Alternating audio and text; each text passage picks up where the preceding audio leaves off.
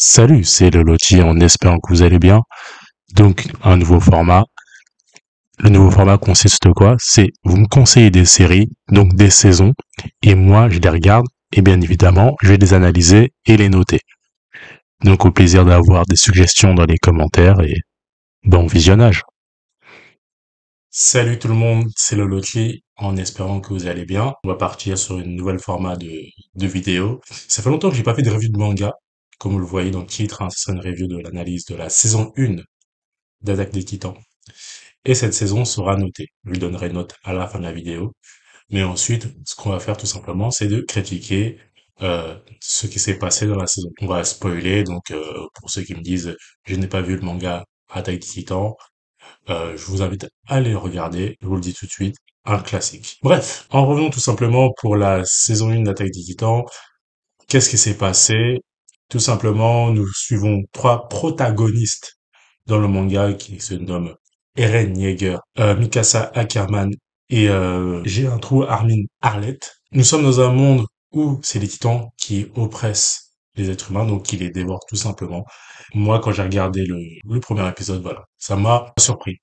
J'étais, pour un premier épisode, j'ai fait, ah oui, d'accord, ok, ça commence comme ça. Donc le premier épisode, pour ceux qui s'en souviennent, c'est la mère de Eren Yeager qui se fait dévorer par un titan. Les gens qui appelaient le titan souriant. C'est une belle entrée en matière en termes de premier épisode.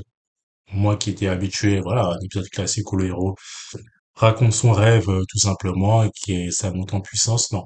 Dès le premier épisode, directement, on annonce la couleur. Comme je vous l'ai dit, la mère de Eren Yeager se fait dévorer. Mikasa vivait avec les parents d'Eren, mais parce qu'elle s'est fait adopter par eux. Et Eren, ce qu'il dit, bah, quand sa mère se fait manger par un titan, son rêve, c'est de se venger. On finit le premier épisode d'Attaque des Titans. Et c'est la chute. Donc, c'est séparé par un mur. Hein, vous vous souvenez, le premier mur qui chute. C'était ce qui se passait à Shiganshina. Donc, c'est la chute. Et Eren Yeager se promet à lui-même de rejoindre les bataillons d'exploration pour tuer tous les titans qui trouvera à son passage, qui a créé son malheur, le malheur des êtres humains, qui est les oppresseurs. C'est un côté très un peu zombie. C'est vrai qu'il y a beaucoup de gens qui comparaient aussi Attaque des Titans à Game of Thrones à l'époque, des morts surprenants. Les épisodes avancent. Et ce qui se passe, bah, Eren va rejoindre une formation pour être soldat et pour rejoindre le bataillon d'exploration. De souvenirs, c'est un banger. Il n'arrive pas à maîtriser comment s'appelle là, l'objet. J'ai un gros trou en fait. Mais bref, pour ceux qui ont regardé Attaque des Titans, bon, vous savez de quoi je parle, l'objet pour s'envoler, etc. Et en fait, il ne le maîtrise pas et au final, on se rend compte que l'objet était cassé. Parce qu'au début, tout le monde se moquait de lui, mais en fait, l'objet était cassé. Et les gens le complimentent parce que il essaie de tenter de maîtriser cet objet-là. J'aime pas dire ce mot objet-là, mais vous m'avez compris. Il réussit le test parce que a réussi à trouver un défaut à l'objet tridimensionnel. Voilà, le truc dit tridimensionnel. Je l'ai là, je l'ai. J'ai une partie truc tridimensionnel. Je crois l'avoir. Bref, je sais que je l'aurai à la fin. Mais bref, il réussit à être dans les 10 premiers du classement de sa formation et donc, en étant dans les 10 premiers du classement de sa formation, il peut choisir les trois types de corps qu'il peut rejoindre, donc le bataillon d'exploration, le bataillon de je ne sais plus quoi et le bataillon de je ne sais plus quoi aussi. Oui, j'ai un trou parce que je sais qu'il va rejoindre le bataillon d'exploration. Les gens le prennent pour un fou et alors que voilà, son objectif est clair, c'est d'exterminer tous les titans. À partir de c'est l'épisode 5. L'épisode 5, je me souviens, ou la fin de l'épisode 4, Eren commence à reprendre espoir à l'humanité, parce qu'on voit, il crée des canons, ça crée des petites artilleries. L'être humain, en tout cas l'humanité, essaie de s'améliorer, et Eren, il lâche un sourire. Et quand je vois cet épisode-là, j'avais beaucoup apprécié, parce que on sent qu'il y a un regain, il y a de l'espoir, et au moment où il y a de l'espoir, c'est le titan colossal, donc c'est le titan qui fait 60 mètres, qui détruit un mur de Strost, si je dis pas de conneries. Et c'est là que les problèmes recommencent. 5 ans après les événements, ça recommence. Il faut pas oublier on commence à être attaché à quelques personnages que Eren rencontre. Il dit avec qui? Il y avait Sacha Braus, Jean Lankenstein, Aligny Leonard, Connie Springer, Krista Lenz, Ymir. Voilà. Il y a Mina Carolina, Marco Bot. Voilà, je vais pas tous les citer, mais c'est des personnages qui ont rejoint sa formation. Eren est sous pression, il se dit, vas-y, je vais attaquer le titan colossal de lui-même. Tu dis, ah ouais, Eren est déterminé. Yeux, regard contre regard, en plus, leur regard se croise avec le titan colossal Eren Yeager. Eren va sortir ses épées, mais finalement, après avoir la destruction du mur de Trost, le titan colossal disparaît et les titans commencent à rentrer. Quand les titans commencent à rentrer, c'est le bordel. Bien évidemment, des gens de la formation de Eren, il y en a certains qui meurent.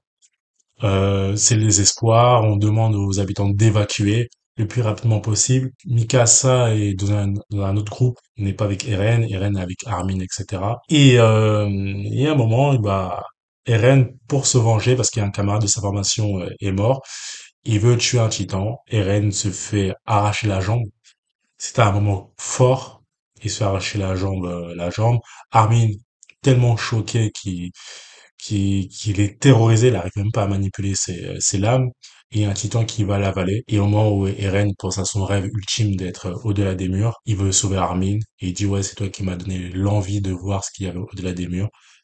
Et Eren se fait avaler. Il arrive à prendre Armin, à le jeter hors de la bouche du titan. Et c'est là, tu vois dès l'épisode 5, 6, je dis pas de conneries, que Eren se fait avaler. On se dit, ok, d'accord. Moi, la première fois que j'ai vu ça, je me suis dit, le héros principal, normal, il se fait manger par un titan.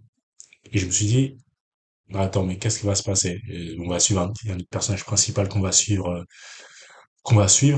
Et de souvenir, ça fait penser, comme je disais, à Game of Thrones, au père de famille Stark. C'était Ned Stark, si je dis pas de conneries. Quand il se fait exécuter par Geoffrey Lannister. Et moi, je vois, il meurt. Au début, quand il se fait exécuter, je me suis dit, non, il y a quelqu'un qui va le sauver à la dernière minute. Et non, il est vraiment mort. Et j'avais vu la saison 1 de Game of Thrones avant la saison 1 de Attaque des Titans. Et je me suis dit, ça sera pareil. Il y aura différents protagonistes dans le manga. Et en fait, un peu plus tard, il y a un titan qui apparaît. Et je commence à comprendre que c'est Eren le titan. Et Eren ne vise pas les êtres humains. Il est là pour viser les titans. Mika, c'est Armin qui commence à comprendre qui commence à comprendre ça et il demande aux gens d'aider les titans, le titan donc Eren, mais les gens ne le savaient pas, de le guider. Je vais beaucoup plus loin, je vais essayer d'avancer un peu plus parce que sinon là, tout au début. Bref, le titan reprend forme humaine. On se rend compte que c'est Eren. Est mis sous pression parce que on lui demande mais est-ce que tu es pour l'humanité ou tu es contre l'humanité? Eren ne comprend pas parce qu'il sort de son éveil entre guillemets. Il était endormi mais il était sous forme de titan donc il a perdu la mémoire. Quand il recouvre la mémoire, il se rend compte tout simplement que c'était un titan, et Eren commence à douter de lui, parce qu'il dit, les titans, c'est les êtres que je déteste le plus, et c'est un titan en même temps. Et en fait, les gens ils se disent peut-être que c'était le commandant Pixis pour reboucher un des murs. Donc je crois que c'était le mur de Trost.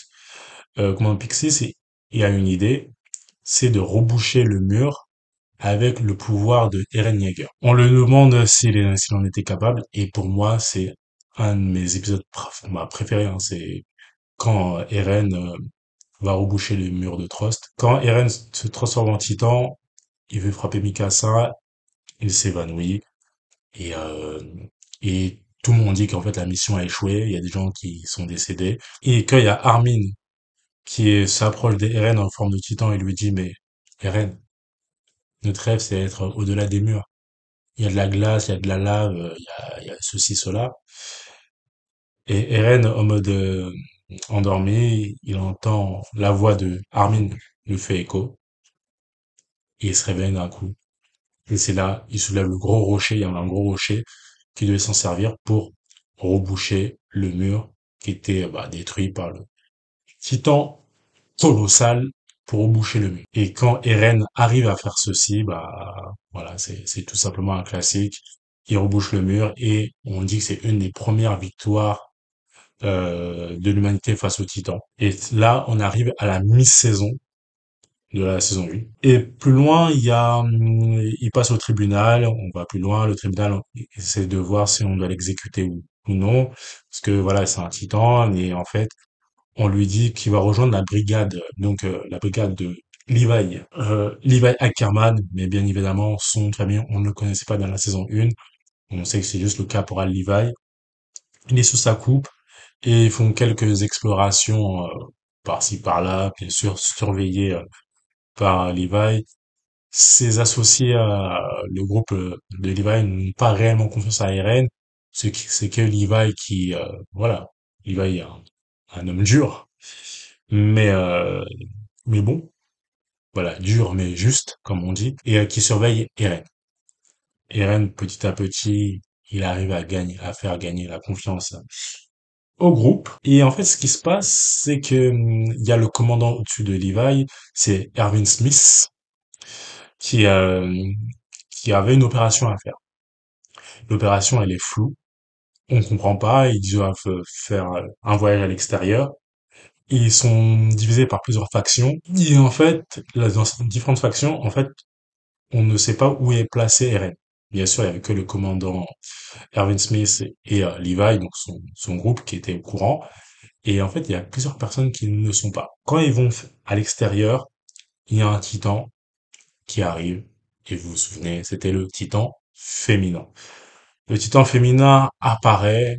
Armin commence à comprendre tout de suite. C'est un titan intelligent, comme le disait dans ses termes.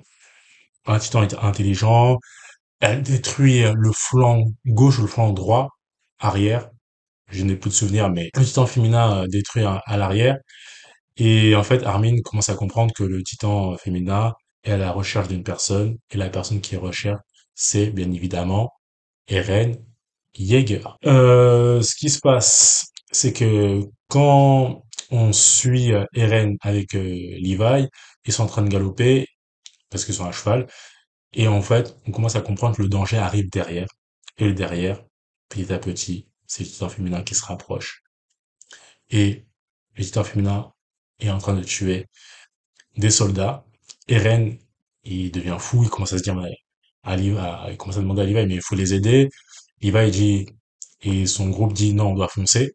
Et je me souviens, le groupe, ils comprennent pas le plan du commandant Erwin Smith.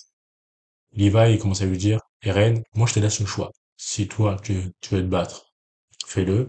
Mais fais-nous confiance. Si tu nous fais confiance, on continue à avancer.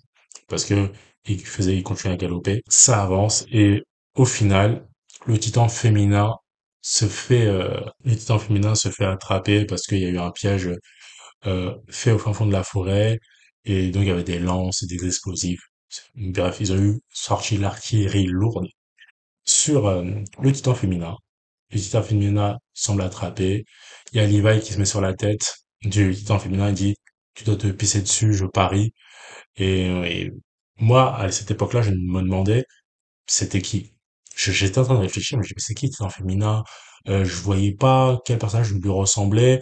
Et bien évidemment, là, avec du recul, maintenant, c'est évident, mais quand, grâce à la première fois, d'un coup, on se dit, mais c'est qui, c'est qui? Quand le titan féminin se fait capturer, en fait, elle pousse un cri, elle invoque tous les titans voilà, dévorent le titan féminin, ils disent, mince, échec à la mission. Et après, ils sont en train de réfléchir, ils sont en train de se dire, mais en fait, les titans ont dévoré que la chair, mais est-ce qu'ils ont dévoré la personne qui est à l'intérieur du titan? Et là, c'est là qu'ils sont en train de réfléchir et disent, mince, le titan féminin risque de réapparaître. Ce qui se passe, hein, le titan féminin réapparaît. Elle détruit, elle fracasse l'équipe de Levi. Eren, qui se transforme en titan, il se bat contre le titan féminin. Eren perd contre le titan féminin, parce que quand il perd, quand il se bat contre le titan féminin, le titan féminin se met dans une garde, un peu de boxe. Tiens, n'oubliez pas de regarder, là je mets entre parenthèses, mes épisodes de boxe sur ma chaîne YouTube, bien évidemment. Une petite autopromotion. Mais on revient tout simplement, Eren affronte le titan féminin, et reconnaît une garde de boxe, il est bouche bée, et c'est là qu'il se fait avoir, parce que le titan féminin lui lâche un high kick, et Eren perd sur le coup. Donc elle enlève Eren Yeager, mais Mikasa et Levi s'associent pour reprendre Eren Yeager, et quand ils reviennent de leur excursion, bah, c'est un échec, hein. Ils n'ont pas réussi à attraper le titan féminin, il y a eu des morts, et donc ce qui va se passer, il y a Harvey Smith et Armin, etc. Ils ont trouvé qui était le titan féminin. Dans l'épisode, il y a un épisode où il y a Eren, Mikasa et Armin qui demandent à Annie Leonhardt de l'évacuer parce qu'ils lui disent que Eren est recherché, donc ils ont besoin de ses talents tout simplement pour sortir de la ville. Et ce qu'ils disent, ils doivent passer par un souterrain. Et Annie dit non, je rentre pas par là. Eren, il dit Annie rentre. Annie dit non, je ne rentre pas. Et s'ensuit un échange. Et Annie dit c'est bizarre, dans une ville où il y a censé y avoir du monde, il n'y a personne. Donc Annie commence à comprendre petit à petit le stratagème. Et c'est là qu'elle se transforme en titan. Il y a un éboulement. Eren s'évanouit. Et quand il reprend conscience, on lui demande de se transformer en titan. Il n'y arrive pas. Même ça, c'était même un peu avant. On lui disait à Eren de se transformer en titan, mais il n'y arrivait pas. Pourquoi? Parce qu'en fait, c'était le choc que Annie Leonhardt était le titan féminin. Et ce qui se passe, c'est que voilà, les autres essayent de se battre contre Annie en forme de titan, mais voilà, Annie a une maîtrise de ses capacités en termes de combat, de se cristalliser. Bref, Annie semble invincible et quand Eren a son flashback, il pense à son passé et dit bon, il est temps de battre Annie. Il arrive à se transformer en titan et s'ensuit un combat endiablé dans cet épisode 24. Donc on a à l'épisode 24 et l'épisode 25, donc les derniers épisodes de la saison 1 d'Attaque des Titans. C'est un excellent combat, c'est un combat de rage, un combat où il y a de la trahison et Eren arrive à se défaire de Annie, mais elle n'arrive pas en fait à l'achever parce qu'elle voit voilà, Annie lâcher une larme et Annie avant de se laisser capturer, elle fait tout simplement, elle se cristallise et quand elle se cristallise, ben en fait ils n'arrivent pas à le détruire parce qu'ils voulaient avoir des informations parce qu'ils disaient que si on arrivait à soutirer des informations sur Annie, comment ça fait les Titans sont là, qui sont leurs réels ennemis. C'est la fin de la saison 1. Là, j'ai fait un résumé de l'épisode 25, des 25 épisodes d'Attaque des Titans. Et ce que je vais faire, je vais tout simplement donner une note là-dessus. Moi, la note de la saison 1 d'Attaque des Titans, je ne cache pas, j'avais tellement adoré, je l'ai regardé deux, trois fois, ça passe, voilà, c'est incroyable pour même les non-initiés des animés.